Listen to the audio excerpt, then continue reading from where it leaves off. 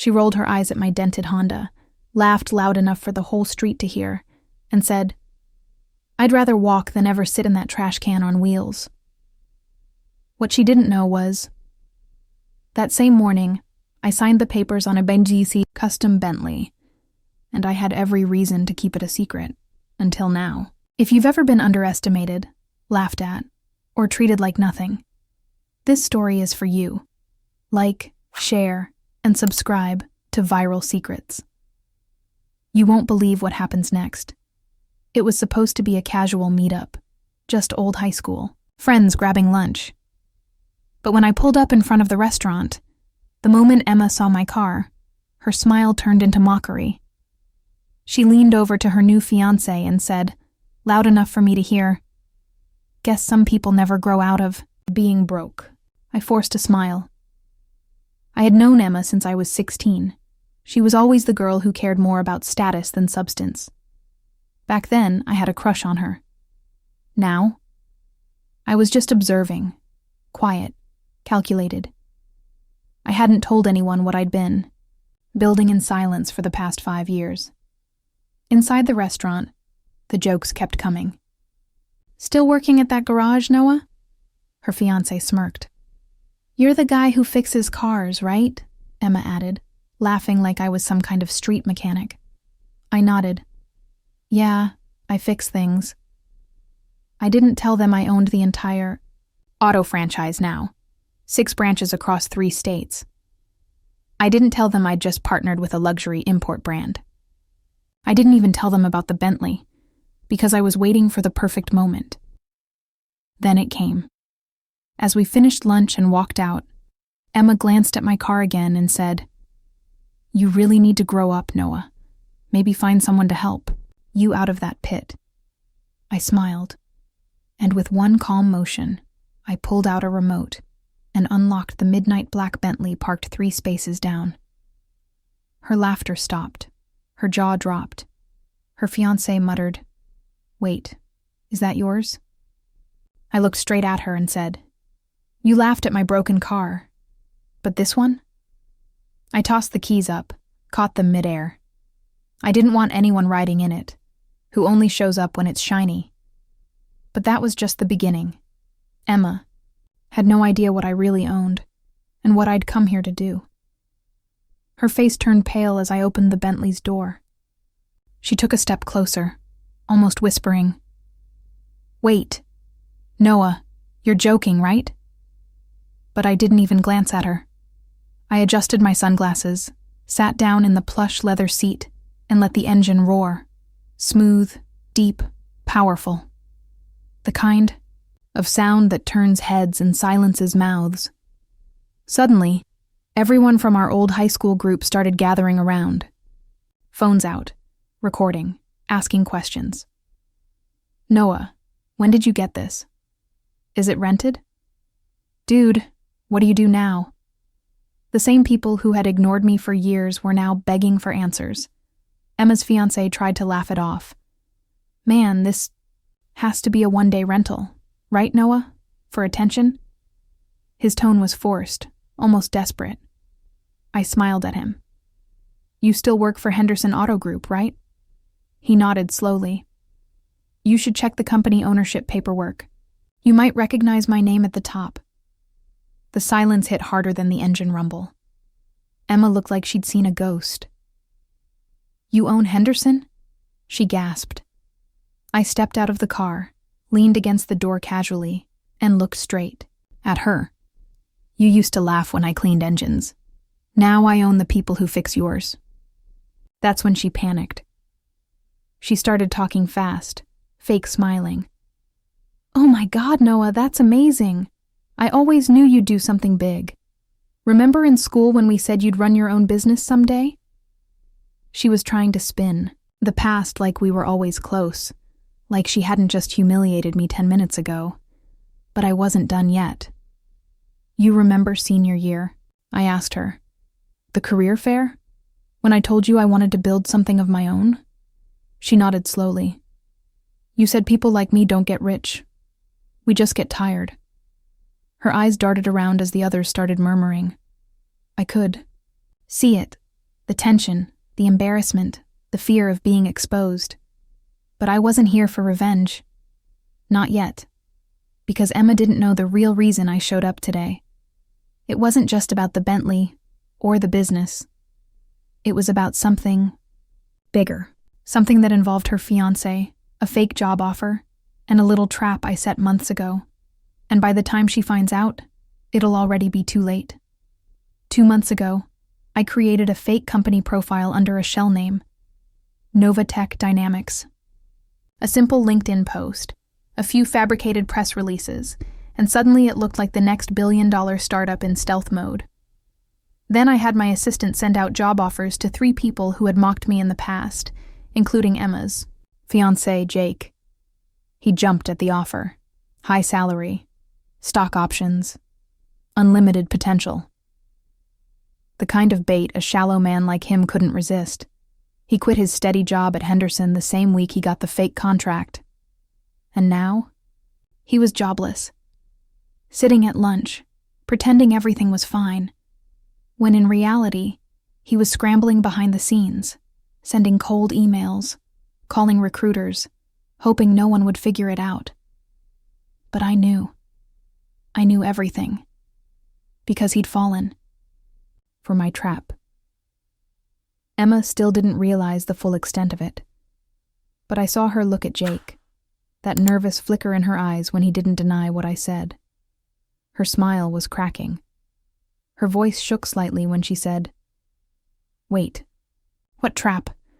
I took a step forward, my voice calm. Jake never worked for Novatech. The company doesn't exist. It was never real.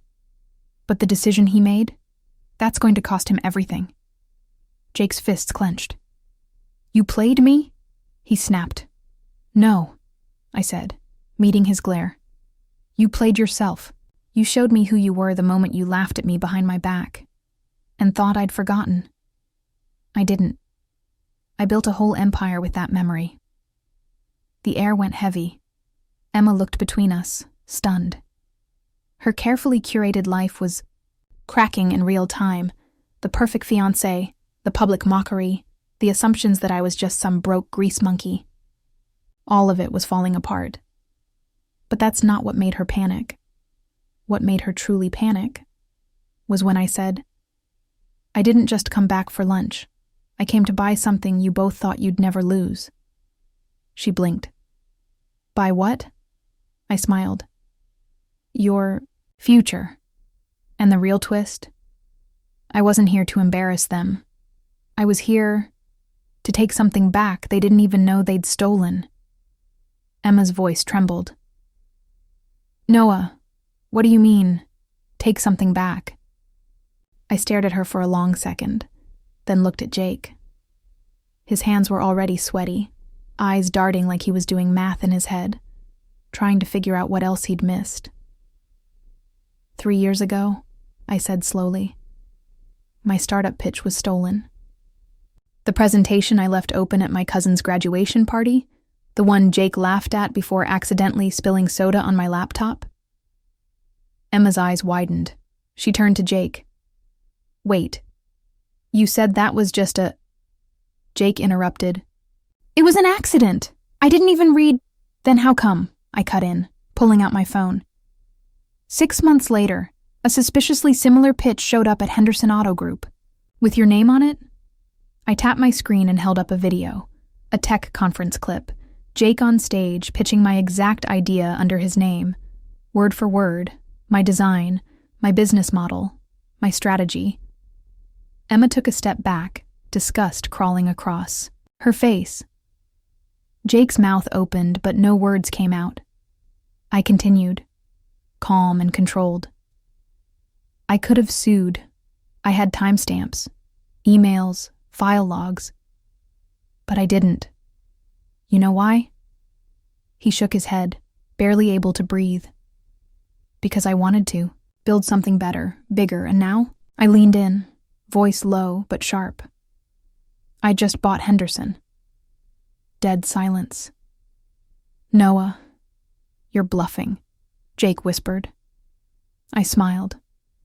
"You remember Mr. Collins, the CEO? He retired last month. Quiet exit. Guess who made the acquisition under a silent partner clause? Emma gasped. Jake stumbled a step backward. That's impossible! I pulled out a black envelope and handed it to him. Inside, the formal acquisition notice, signed and sealed, with my name on top. I own the company you betrayed me for, I said. And your contract? Already terminated. You're done. Emma looked at him like she was seeing a stranger. You stole from him? He didn't answer. He couldn't. But I wasn't done, because now I turned to her, calm, steady. And you? I said. You laughed at me, humiliated me, made sure everyone thought I was beneath you. She shook her head, tears forming. Noah, I didn't know. I swear, I know. I cut in. You never cared to know. She reached out toward me, desperate. Please. We were friends once. I looked at her hand, the same one that once pointed at my rusted car and laughed, and said coldly, I don't shake hands with people who only remember your name when you're winning. Turned back toward my Bentley, pausing only for a second. But don't worry, Emma. This isn't revenge. I got in, shut the door. It's just the beginning, and the part they'd regret most wasn't what I'd done today. It was what I still had planned for tomorrow. The next morning, headlines exploded. Unknown investor takes over Henderson. Auto group and surprise deal. Jake Williams fired after intellectual property scandal. Noah Reeves, from mechanic to millionaire mogul. Emma's phone wouldn't stop buzzing. Her friends were texting nonstop. Her job interview got canceled. Her brand deals paused. Suddenly, being associated with Jake wasn't good PR anymore, but that wasn't the end of it. What truly broke her was the event invitation that hit her inbox. Private gala, Novatech and Reeves, Auto Future Partners announcement. Location, Skyline. Tower dress code. Formal note. You're invited as a guest, not VIP. She showed up anyway, hair done, designer dress, fake confidence. I watched her walk in from the balcony. She looked around, confused. She wasn't being swarmed like she used to be. No cameras, no greetings, just whispers. Then she saw me on stage. Stood beneath a giant screen that displayed my companies, my projects, and a quote in bold white text. Let them laugh, then show them why you were quiet. The crowd erupted in applause.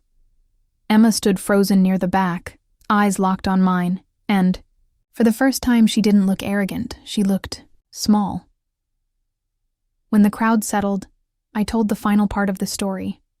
I shared how I once worked under people who treated me like dirt. How my family laughed at me when I refused to take a safe job.